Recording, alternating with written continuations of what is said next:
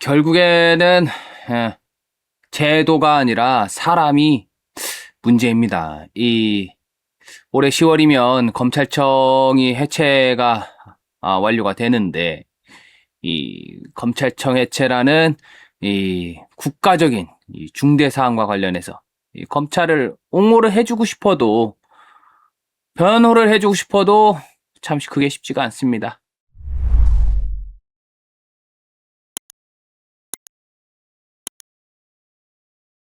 자, 오늘 주제는 검찰에 의한 인권 유린에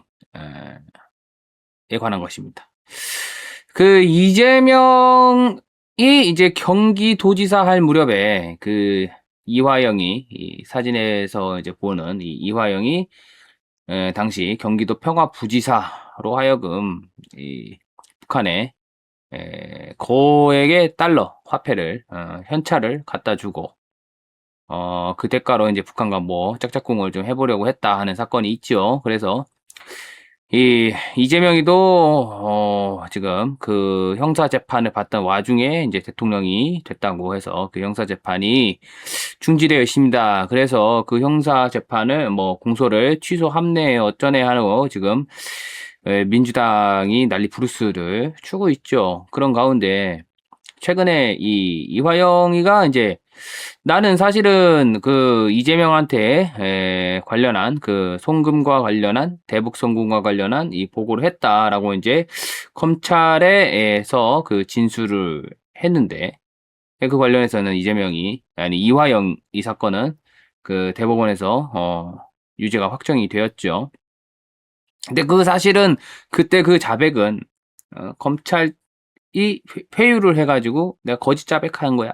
이렇게 지금 주장을 하고 있습니다. 그 주장의 근거가 되는 게 바로 이 소위 연어 술 파티라는 거죠. 이제 검찰 특히 그 박상용 검사 주임 검사인 거죠. 그 사건에 박상용이가 나한테 연어랑 사주고 술도 사주고 해가지고 내가 거기 홀랑 넘어가가지고 사실은 이재명한테 대북 송금과 관련한 보고를 하지 않았는데 보고를 했노라 하고서 거짓 진술을 했고 그래서 잘못된 판결이 나왔다. 라는 취지로 국회에서도 주장을 했었습니다. 그래서 그 위증 관련한 재판이 수원지방법원에서 있었는데요. 그 지난 20일이죠. 며칠 전에 이 위증 연어 수파티 이 위증이 맞다 하는 취지의 판결이 나온 겁니다. 자, 검사실에서 이른바 이 연어 술파티가 있었다고 국회에서 위증한 혐의 등으로 재판에 넘겨진 이화영 전 경기도 평화부지사 한테 이제 국민참여재판에서 그 1심이 진행됐는데 국민참여재판으로 진행된 1심에서 징역 4개월이 선고가 됐고요. 수원지방법원 형사 11부 송병은 부장판사가 재판장으로 있는 이 재판부에서는 자 위증은 배심원 전체 4대3 판결로 유죄가 됐고 이 재판부도 이 배심원 판결을 따라서 유죄를 선고했다라는 겁니다. 자, 이전 부지사는 어떤 혐의냐? 2024년 10월 국회 청문회 증인으로 출석을 한 자리에서 검찰청에서 회덮밥, 연어, 소주가 제공된 술자리가 있었고 이 과정에서 검찰의 회유가 있었다는 취지로 증언을 국회에서 했답니다. 그래서 사실은 검찰은 이전 부지사가 그 술을 마신 사실이 없음에도 의도적으로 허위 증언을 했다면서 국회 증언감정법 위반 혐의로 기소를 했고 배심원단은 4대3으로 이게 위증이다라는 판단을 했다고 합니다. 자, 그러자 이제 박상용 검사 지금 반격에 나섰죠. 이 박상용이를 조지기 위해서 서울 고등검찰청에다가 무슨 TF를 만들어가지고 이름은 사실은 박상용 조지기 TF 뭐 이렇게 할 수가 없으니까 뭐 인권감시 TF인가요? 뭐 검찰에서 인권 침해가 이루어졌는지 아니었는지 뭐 그런 거를 종합적으로 좀 감찰을 해보겠다 하는 취지로 사실은 박상용 검사를 타겟으로 하는 그런 TF를 만들었었는데 근데 결국에는 이화영이가 위증을 했다는 거 아닙니까? 이화영이는 지금 국회라든지 이런데 연어 회덮밥 관련 있었다라는 그 증언 내용이 구체적인 일시 뭐 이런 게 계속해서 변경이 되고 있었습니다. 계속해서 바꿨고요 증언 내용을. 근데 결국에는 이 실제로 있었던 사건이면 그런 구체적인 일시 같은 게 변경될 수가 없는데 사후적으로 꿰어 맞추다 보니까 이 증언 내용이 변경이 됐다 이렇게 보는 게 합리적인 거죠. 결국에는 일관되지 못한 진술은 거짓말의 징후인 겁니다. 그래서 이번에 방금 보신 것처럼 유죄가 위증이다, 연어 술 파티는 없었다라는 취지로 1심에서 결론이 났고요. 그러자 이제 그 법무부 정성호 이재명 편인 거죠. 원래 이제 관련해서 변호사 하던 이 정성호가 이제 박상용인을 조져가지고 이재명을 구원하겠다라는 원대한 계획을 갖고 있었는데, 뭐, 물론 정성호뿐만 그렇게 했습니까? 민주당 일치 단결해가지고, 그렇게 획책을, 그런 공작질, 협잡질을 하다가, 이제, 어떻게 보면 방해가 된 거죠. 방해를 받은 건데, 이제, 박상용 검사가 정성호, 자기 상관이 되어 있는 이 정성호한테, 사과해라 하고서 이렇게 요구를 했습니다. 자, 박상용 검사 23일 자신의 페이스북을 통해서 소위 연어 술 파티 위증 사건에 대한 판결이 있었다. 그 판결에 대한 정성호 또 법무부 공식적인 입장 어떻냐? 봐라, 그 누구냐? 이화영 그 연어 술 파티 위증으로 결론이 나지 않았느냐?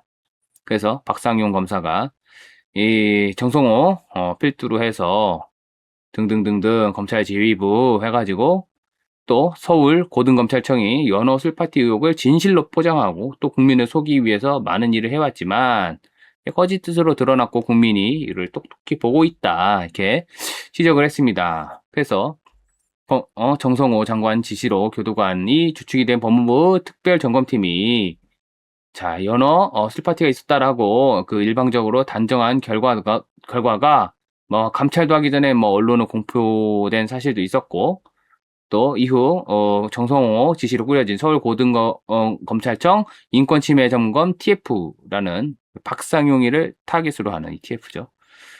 이 수사팀은 이 의혹과 관련해 가지고 쌍방울 직원 등에 대해서 구속영장까지 청구하는 또 수많은 수사 기밀을 언론에 누설하면서 박상용인 나를 마치 먹을 것 가지고서 허위 진실을 조작한 검사로 낙인을 찍었다.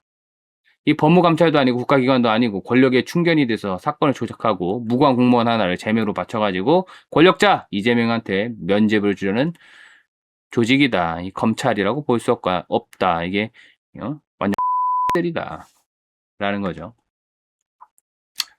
이런 사건이 벌어지고 있습니다. 그러자 자 이런 식으로 이제 법원에서 자기들의 계획이 지금 일단 막혔어요. 민주당이 이 박상용이를 나쁜 로 몰아가지고 그러니까 이게 이화영이 이 연어 술 파티 있었던 게 사실이다라는 취지로 이제 몰고 가가지고 그러니까 이 나쁜 검찰을 혼내줘야 되고 또 이재명에 대한 이 대북 송금 사건 관련한 이재명의 공소도 취소돼야 된다 이렇게 끌고 가려고 했는데 잘 안 됐죠. 이제 안 된 겁니다. 그러자 이렇게 또 하고 있습니다. 자, 진상조사단을 또 꾸렸다고 합니다. 자, 대장동 사건 등 또 쌍방울 대북송금 사건 등 검찰권 남용 의혹을 들여다볼 대검찰청 산하 진상조사단 단장에 김수홍 법무부 검찰과장을 임명했다. 하필이면 또 동부지검에다가 사무실을 꾸리고서 요거를 뭐 대장동 사건 관련한 검찰권 남용, 뭐 대북송금 사건 관련한 검찰권 남용 이 실태를 다시 조사하겠다. 그래서 검찰인권 미래존중 위원회, 미래위원회가 선정하거나 앞으로 권고하는 사건을 넘겨받아서 진상조사단이 검찰권 남용 의혹의 사실관계를 이제 조사를 하겠다. 이렇게 지금 또 다른 공작을 획책을 하고 있습니다.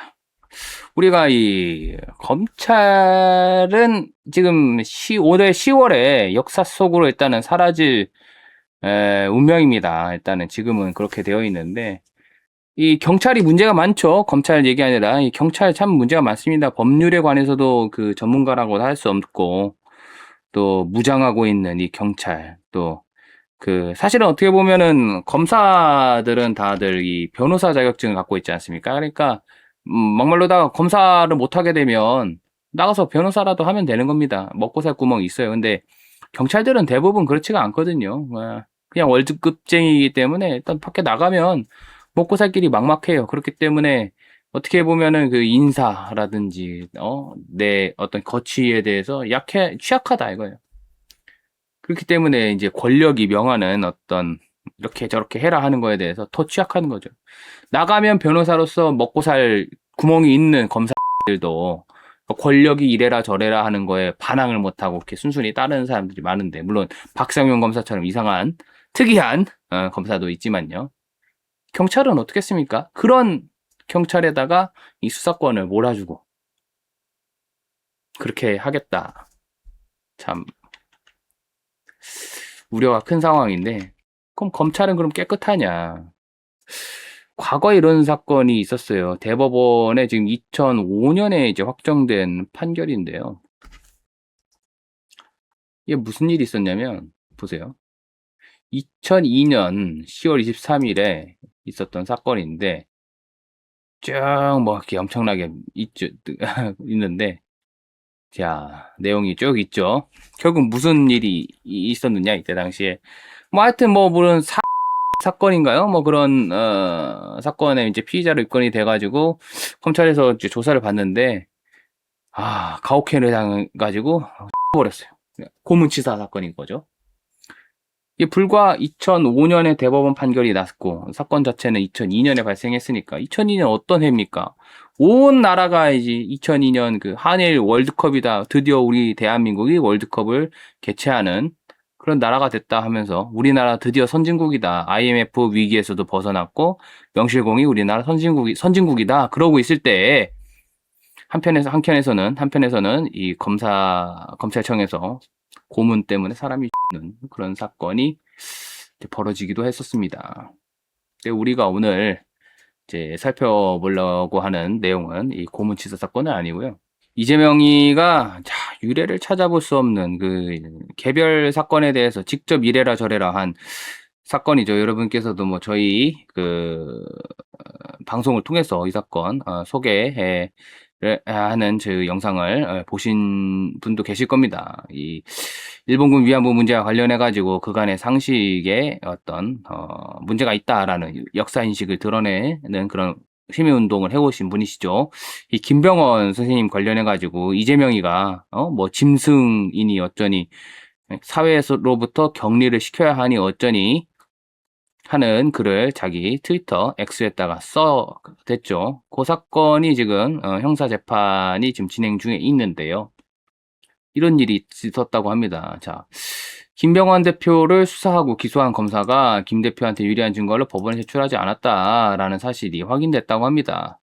이 장다령 변호사, 저희 우파 시민사회에서 열심히 활동하고 계시는 참 훌륭한 변호사님인데, 사건 기록을 확인을 해보니까 이 검찰 수사 과정에서 이제 김병원 대표한테 유리한 증거들을 냈는데 그 증거들이 법원에 제출되지 않았다라는 거예요. 자, 검찰청법은 검사에게 공익의 대표자라는 지위를 부여하면서 그 직무를 수행할 때 국민 전체에 대한 봉사자로서 헌법과 현행 법률에 따라서 국민의 인권을 보호하고 적법 절차를 준수하며 정치적 중립을 지켜야 하고 주어진 권한을 남용해서는 안 된다. 이렇게 주교정하고 있습니다. 그래서 이제 대법원 판례 같은 경우도 수사 및 공판 과정에서 피고인에게 유리한 증거를 발견했을 때 이를 피고인의 이익을 위해서 법원에 제출할 의무를 진다. 그럼에도 불구하고 피고인에게 유리한 증거를 입수했지만 이를 법원에 제출하지 않았다고 합니다. 어떤 검사인가? 안지영이 서울중앙지방검찰청 공수사 3부 소속의 안지영이가 그랬다고 합니다. 그래서 이제 저희가 이 활동 보고를 겸해서 이런 소식을 전해드리고 있는데, 이 뭐 검찰권 남용과 관련해 가지고 지금 무슨 위원회를 서울 동부지검에다 사무실 차리고서 뭐 출범시켰다고 하지 않습니까? 뭐 이런 거를 조사를 해야 되지 않을까요? 검찰권 남용 같은 거. 왜 유리한 증거를 냈는데 법원에 제출하지 않습니까? 예를 들면 이런 거예요. 그 소위 일본군 위안부 강제연행 피해자라고 주장하고 있는 이 이용수 할머니 같은 경우에 자기가 이제 2007년에 미 하원에서는 어떻게 이 일본군 위안부 청문회가 있었는데 여기서 어떻게 진술을 했느냐. 일본군 병사들이 한밤중에 우리 집에 쳐들어와서 내 등에 딱 표적한 거를 대고 또 내 입을 막고 해서 강제로 끌고 갔다는 거예요. 그런데 저희가 이제 찾아보니까 그 여성가족부죠. 지금 성평등가족부로 이름을 바꿨는데 이 여성가족부의 공식 문건에는 강제로 끌려간 게 아니고 이 이용수 할머니가 취업 사기를 당했다라는 내용으로 그 기록이 등재되어 있는 걸 저희가 발견했어요.